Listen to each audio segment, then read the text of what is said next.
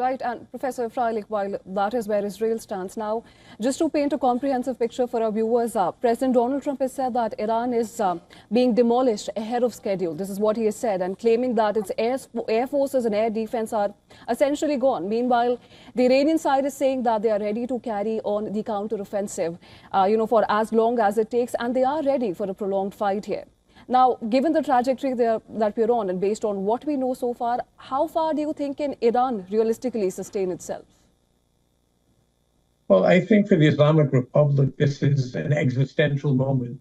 This is something that they have feared for decades, and the moment has come, and it has come at a particularly inopportune time for them because the so-called axis of resistance that Iran has led for the last couple of decades was dramatically weakened by the war that began in Gaza.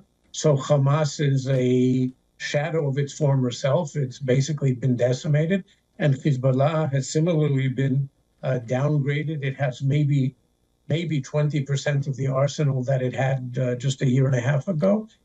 And the Syrian regime, which was part of the Axis, collapsed. And there's now a regime in power that is a hostile adversary of Iran's, and Iran itself has been weakened greatly. So this is probably the worst time for Iran for this war to be taking place. And yet, for the regime, this is an existential war, and I think that they will stay the course for as long as they possibly can. So I don't think we're going to see a very early end to the war, certainly not days. And the question is how many weeks it ends up being. Right. And Professor Freilich, as you've mentioned, the axis of resistance has weakened. And of course, the assassination of Supreme Leader has delivered a hammer to Iran's, leadership. But we understand that taking out, one figure doesn't necessarily, weaken the entire ideological system, which is deeply entrenched in Iran. Now, I just want to understand from you.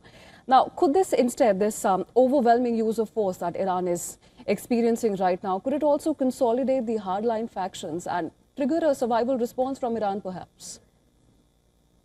Well, first of all, it wasn't just one leader. It was 48 and maybe more of the entire top leadership, military and political.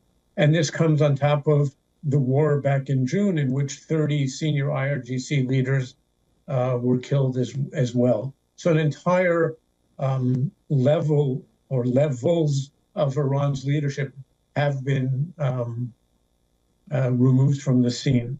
But as you were saying, I mean, for Iran, this is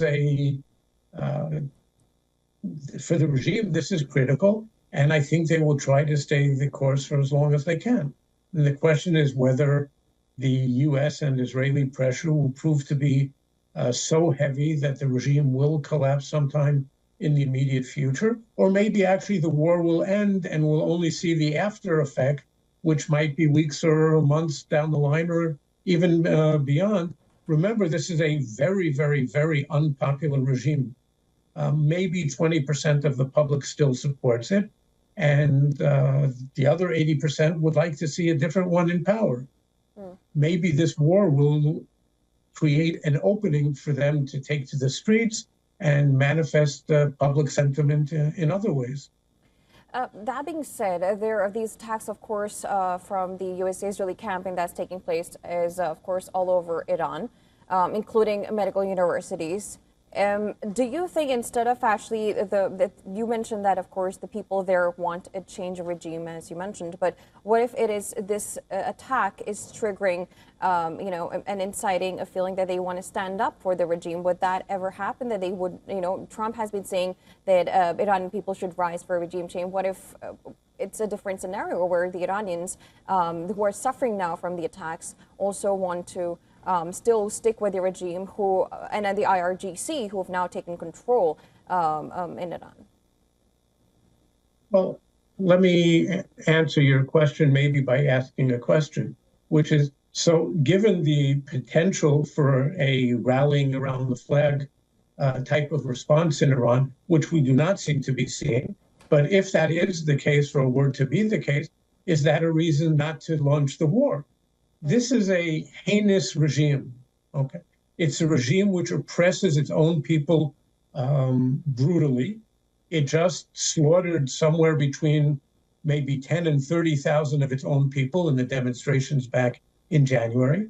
It's a regime which has destabilized the region and been a threat to regional security for decades, and which calls for the absolute elimination of another country which is at the closest point about 1,300 kilometers away. This is a regime which should not exist. So, I mean, if this has to be done, and I don't think it is, but if this had to be done against the will of the people of Iran, you know, not all Germans were thrilled when the Allies attacked Nazi Germany. This isn't a popularity contest, and it's not a matter of public opinion. It's a matter of removing a major threat to international security.